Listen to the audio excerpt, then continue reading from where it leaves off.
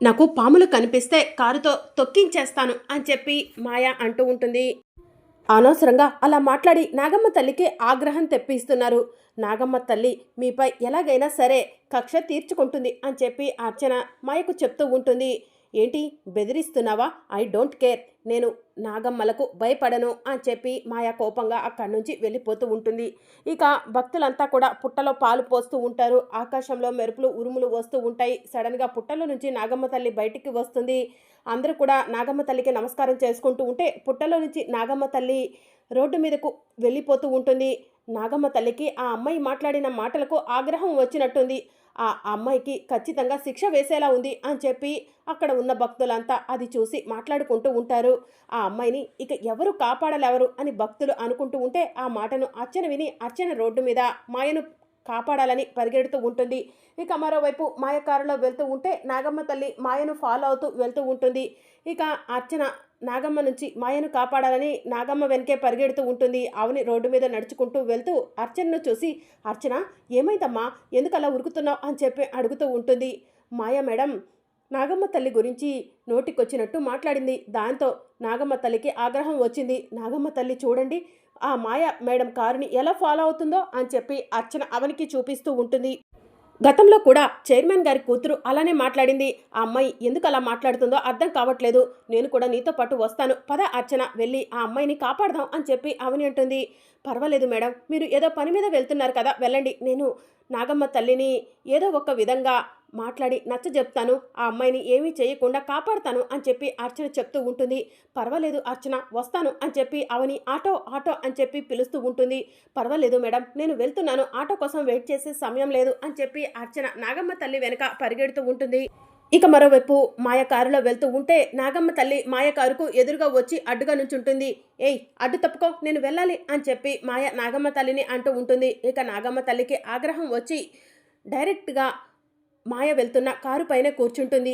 ఏంటి, నేను అడ్డు తప్పుకోమంటే తప్పుకోవట్లేదు, నా కారు మీదే వచ్చి కూర్చున్నావు కదా, నిన్ను కారు కింద వేసి తొక్కేస్తాను అని మాయ నాగమ్మ తల్లిని బెదిరిస్తూ ఉంటుంది. ఇక దాంతో నాగమ్మ తల్లికి కోపం వచ్చి మాయ డ్రైవింగ్ చేస్తున్న సీటు వైపు అద్దం దగ్గరకు వచ్చి మాయను కాటేస్తున్నట్టు బుసలు కొడుతూ ఉంటుంది.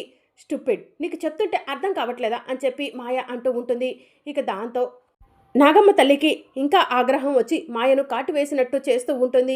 ఇక దాంతో మాయ కంగారు పడుతూ మంచినీళ్లు తాగుతూ ఉంటుంది. ఈలోగా అర్చన పరిగెత్తుకుంటూ నాగమ్మ తల్లి దగ్గరకు వచ్చి నాగమ్మ తల్లి అని చెప్పి పిలవటంతో నాగమ్మ తల్లి అర్చన వైపు చూస్తూ ఉంటుంది. ఆవిడ తెలుసో తెలియకో తప్పు చేసింది, ఆవిడకు అర్థమయ్యేలా నీ గురించి అన్ని విషయాలు చెప్తాను తల్లి, నువ్వు ఇక్కడి నుంచి వెళ్ళిపోమ్మా అని చెప్పి అర్చన నాగమ్మ తల్లికి నమస్కారం చేసుకుంటూ ఉంటుంది. నాగమ్మ తల్లి అక్కడి నుంచి వెళ్ళిపోతుంది. ఇక మాయ మంచినీళ్లు తాగి కారు దిగి కిందికి వస్తుంది. చెప్పాను కదా నాగమ్మ తల్లికి ఆగ్రహం తెప్పిస్తున్నారని, అయినా వినిపించుకోకుండా నాగమ్మ తల్లి గురించి ఇష్టం వచ్చినట్టు మాట్లాడారు. చూసారా నాగమ్మ తల్లి, నేను రాకపోయి ఉంటే ఖచ్చితంగా మిమ్మల్ని శిక్షించేది అని చెప్పి అర్చన అంటూ ఉంటుంది. ఏంటి వింటున్నాను కదా అని చెప్పి చెప్తున్నావు, అంత సీన్ లేదు, నువ్వు రాకపోయి ఉంటే కనుక స్నాక్ క్యాచర్స్ని పిలిపించేదాన్ని, పామును తీసుకెళ్ళి ఏ అడవుల్లోనో వదిలిపెట్టేవాళ్ళు, దరిద్రం వదిలిపోయేది అని చెప్పి మాయ అర్చనతో చెప్తూ ఉంటుంది. మీకు ఖచ్చితంగా నాగమ్మ తల్లి బుద్ధి చెప్పాల్సిందే. ఆ సమయం మాత్రమే మీరు నాగమ్మ తల్లిని గౌరవిస్తారు, విలువిస్తారు. ఖచ్చితంగా నాగమ్మ తల్లికి పూజలు చేస్తూ ఉంటారు. ఆ రోజు త్వరలోనే ఉంది, చూస్తూ ఉండండి మేడం అని చెప్పి అర్చన అంటూ ఉంటుంది.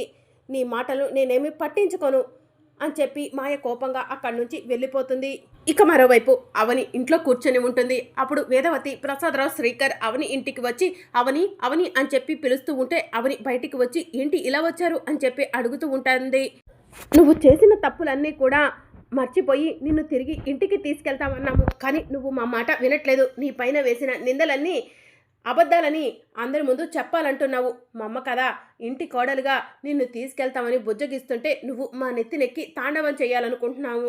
అందుకే నీకు ఎలా బుద్ధి చెప్పాలో అలానే బుద్ధి చెప్దామని వచ్చాము అని చెప్పి వేదవతి అంటుంది. ఒరే శ్రీకర్, ఏం చూస్తున్నావురా, ఇంకా ఇవ్వు అవనికి అని చెప్పి వేదవతి అంటూ ఉంటుంది. శ్రీకర్ పాకెట్లో నుంచి పేపర్స్ తీసి ఇదిగో అవని అని చెప్పి అవనికి ఇస్తూ ఉంటాడు. ఏంటవి అని చెప్పి అవని అడుగుతూ ఉంటుంది. మన పెళ్ళిని రద్దు చేసే పేపర్స్, మన బంధాన్ని రద్దు చేసే పేపర్స్ అని చెప్పి శ్రీకర్ అంటాడు.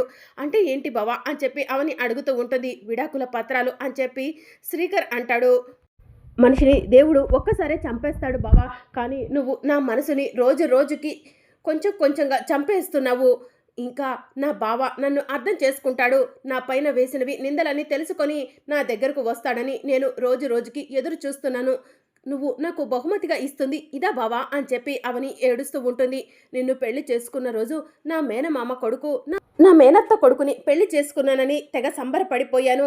ఈరోజు నా జీవితానికి మిగుల్చుతుంది ఇదా బావా అని చెప్పి అవని ఏడుస్తూ ఉంటుంది. నిన్ను నా భార్యగా ఇంటికి తీసుకెళ్దాం అనుకున్నాను, కానీ నువ్వే నా మాటను వినిపించుకోవట్లేదు.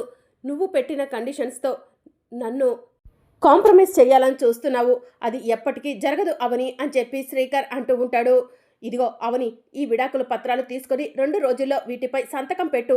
నేను నా కొడుక్కి మరో పెళ్లి చేస్తాను అని చెప్పి వేదవతి అంటుంది. నేను సంతకం పెట్టను, కావాలంటే మీరు మీ కొడుక్కి మరో పెళ్లి చేసుకోండి అని చెప్పి అవని అంటుంది. మెడలో తాళి తీయమంటే తీయనన్నావు, ఇప్పుడు కాగితాల మీద సంతకాలు పెట్టకపోతే రేపటి రోజున ఎలాంటి ప్రాబ్లం వచ్చినా కూడా మేము సాల్వ్ చేసుకోవడానికి రెడీగా లేము. అందుకే నువ్వు విడాకుల నోటీస్ మీద సంతకం పెడితే లీగల్గా మాకు ఎలాంటి సమస్య రాకుండా ఉంటుంది. చెప్పింది అర్థమైంది కదా, 2 రోజుల్లో విడాకుల నోటీస్ మీద సంతకం పెట్టి ఇవ్వాలి అని చెప్పి వేదవతి అవని చేతిలో విడాకుల నోటీస్ పెట్టి అక్కడి నుంచి కోపంగా వెళ్ళిపోతుంది.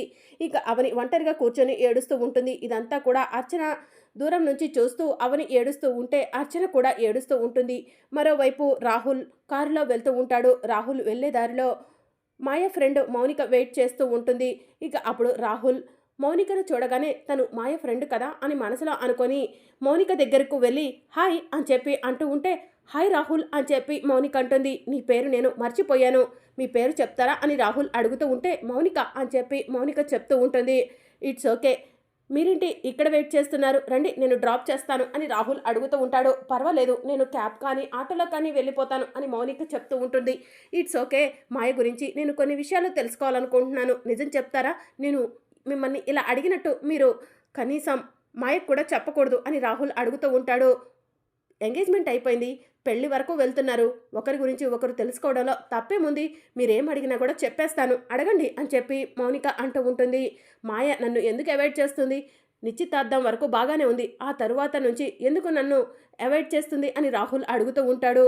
మీరు ఇంతలా అడుగుతున్నారు కాబట్టి చెప్పాలనుంది, కానీ చెప్తే రేపటి రోజున మీరు ఒకటే, తరువాత ఎలాంటి ప్రాబ్లం వచ్చినా నేను సాల్వ్ చేసుకోవాల్సి ఉంటుంది అని మౌనిక చెప్తూ ఉంటుంది. ఈ విషయం నేను మాయకు చెప్పను, చెప్పండి మాయ నన్ను ఎందుకు అవాయిడ్ చేస్తుంది అని రాహుల్ అడుగుతూ ఉంటాడు. అయితే చెప్తాను వినండి, మాయ మీతో ఎంగేజ్మెంట్ చేసుకుంది, కానీ మాయ మనసులో వేరే వాళ్ళు ఉన్నారు. మాయ తన ఆఫీస్లో పనిచేస్తున్న శ్రీకర్ని ప్రేమిస్తుంది, ఆ విషయం త్వరలోనే వాళ్ళ పేరెంట్స్కి చెప్పాలనుకుంటుంది, అందుకే మిమ్మల్ని అవాయిడ్ చేస్తుంది అని మౌనిక చెప్తూ ఉంటుంది.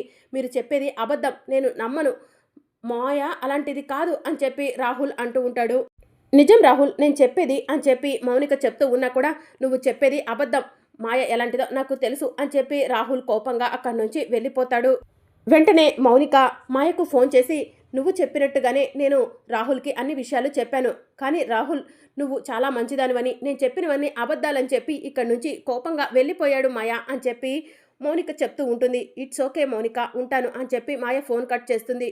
రాహుల్, నువ్వు ఎందుకు ఇంత పంతంతో నన్ను పెళ్లి చేసుకోవాలనుకుంటున్నావో నాకైతే తెలియట్లేదు అని మాయ మనసులో అనుకుంటూ ఉంటుంది.